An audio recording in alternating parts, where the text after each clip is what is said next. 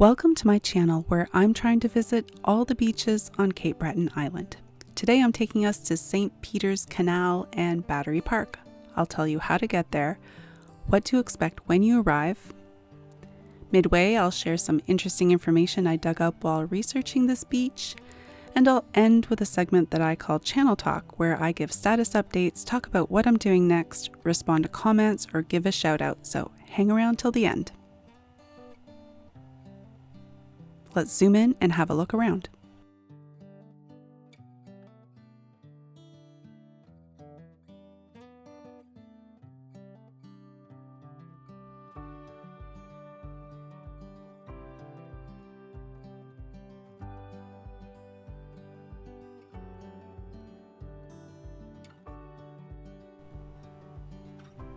All right, how to get there. From the Big Fiddle in Sydney, it's an hour and 15-minute drive. Before I jump into it, I want to say a huge thank you to Daniel at Sydney Adventure Tours for sponsoring this video. Go check out his website to discover the great tours he offers, such as Cabot Trail Ocean Drive, Louisburg and Indigenous, Highland Village Bedeck Alexander Graham Bell Museum Tour. He also offers specialty custom tours at your request. And finally, there's the Sydney Adventure Puffin Tours. Thanks again to Daniel at Sydney Adventure Tours. Arrival and parking. Battery Provincial Park was established in 1967 as a provincial camp and picnic site. The Jerome Point Lighthouse located in the park marks the entrance to the St. Peter's Canal, which is a National Historic Site and located adjacent to the provincial park.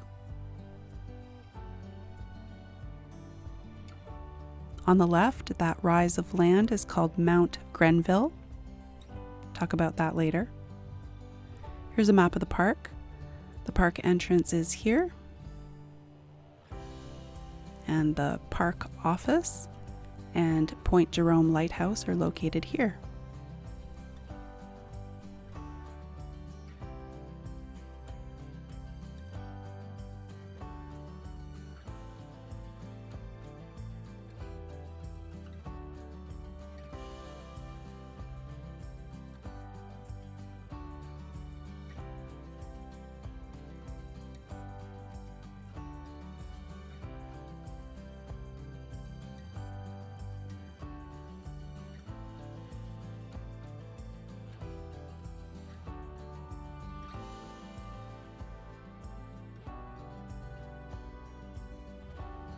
Now I'll take you over to the swim area.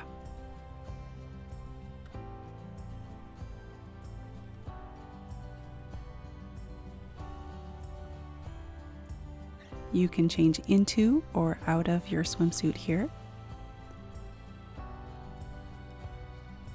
There's a sign telling you there's no lifeguard here. Swim at your own risk. There's no sand here, but the water is nice. I saw a few people swimming. It's also a good spot to put in your kayak or a paddle board. There's a rental place I'll show you later.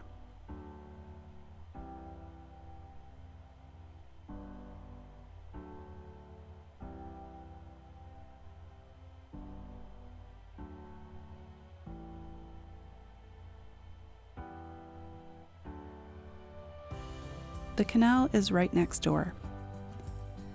It connects the Atlantic Ocean to the Bredor Lake. The canal is 800 meters long and on average 30 meters wide. There are 2 gates.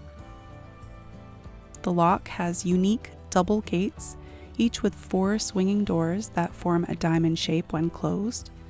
The gates, designed to compensate for the tidal differences between the ocean and the lake, are the only ones of their kind in North America.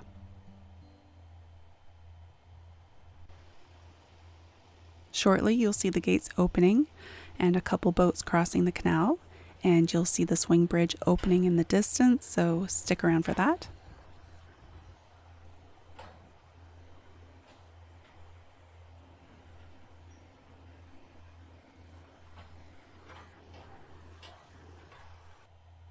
That thing right there that looks kind of like a barbecue is actually the controls for the gates.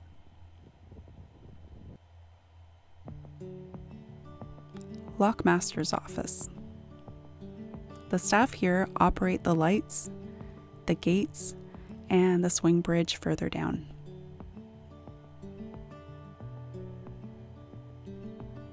There are public washrooms here, and you can charge your Tesla. On this side of the canal, there are many interpretive panels telling you about the history of the area and the canal.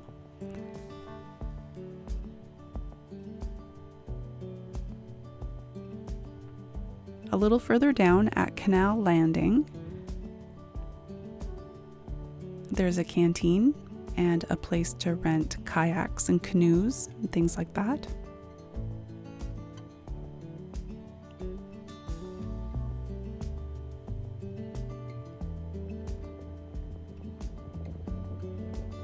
That looks like fun. I didn't realize this, but paddlers are allowed in the canal. They'll even open the lock gates for you. You can sit in these chairs and watch the action. So speaking of things I didn't know you could do, did you know every year there's an event called Swim the Canal? It's an annual fundraiser. You pay $25 to register, and in 2025 there were 400 participants.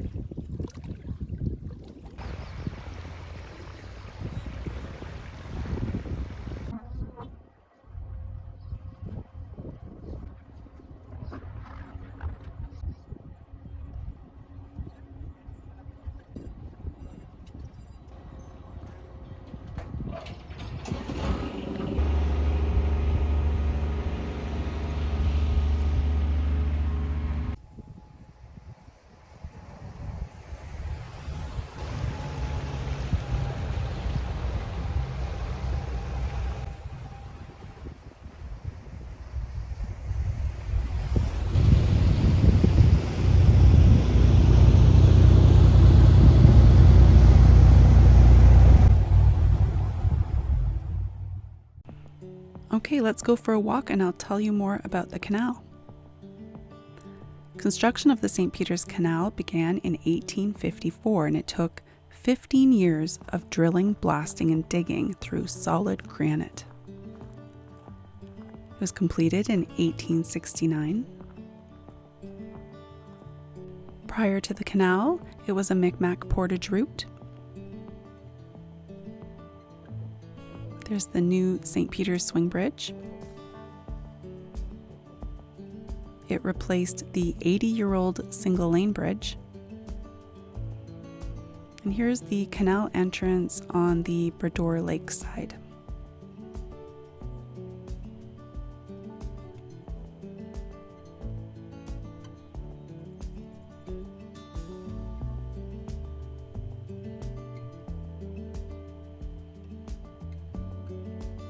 All right, let's go to the village.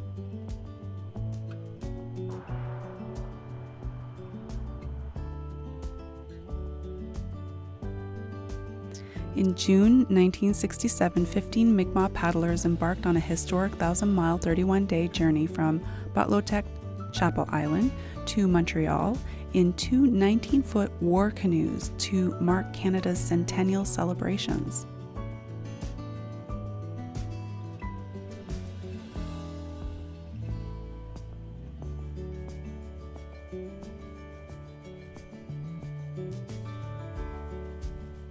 Here you see a depiction of the construction of the Hall Road, Fort St. Pierre,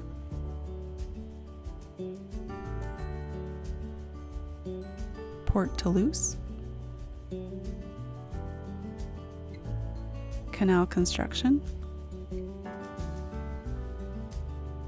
the changes of the ships, famed photographer W.R. McCaskill,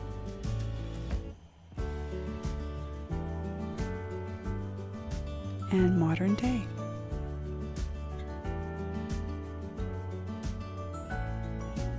I'm embarrassed I didn't know this sooner. This is the McCaskill House Museum. Wallace McCaskill was a professional photographer from St. Peters. He was best known for his photography of ships and the sea. He was especially known for his photographs of the Bluenose. The design of the Canadian dime is based on his photographs of the Bluenose. Did you know that?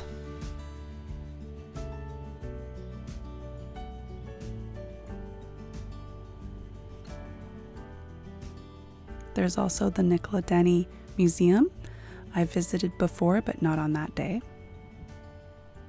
On this day, I visited a shop I'd been meaning to visit for a long time, this gift shop.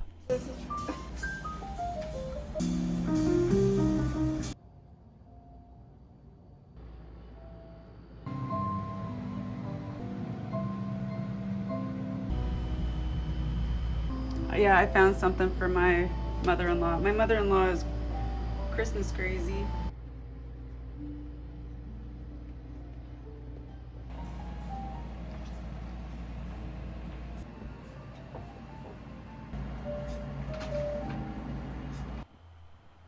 I had hoped to go to lunch here, but they were closed for lunch, so I went here. All right, this video is not over. Don't go anywhere, because this is the part of the video where I tell you some interesting information I learned while researching this place. This place was a European hotspot. In 1521, Portuguese fishermen may have established a fishing and trading post called San Pedro. It would have lasted only a few years. 1632 to 1669, Fort St. Pierre was a French trading post. This map shows you where Fort St. Pierre was located in relation to the canal, and eventually it was abandoned. There's a monument there now. Then in 1713, the French decided to reestablish themselves here. This time it was called Port Toulouse, and they built a fort to protect it. The fort looked like this. On this map, you can see the old port. That's where Fort St. Pierre was. And the new port and fort were located over here. And in 1758, the British put an end to that. 1758, after the fall of the fortress of Louisbourg, the British renamed this place St. Peters and established themselves here. 1768, prominent Irish merchant Lawrence Kavanagh Jr. built a residence here.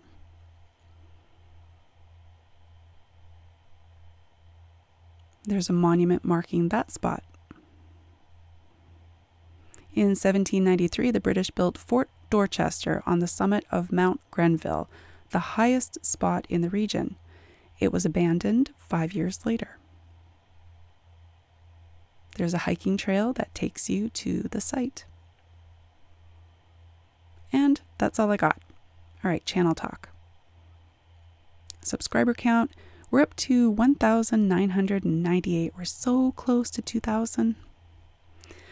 All right, I'm just letting you know I'll be away for a bit. The next video will be in October.